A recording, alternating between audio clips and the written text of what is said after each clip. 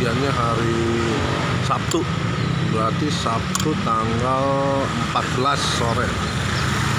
Ini di Jalan Raya Sentek nih.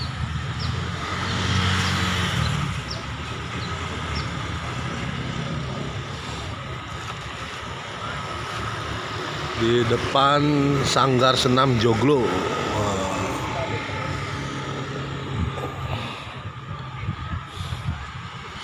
Di samping Indomaret.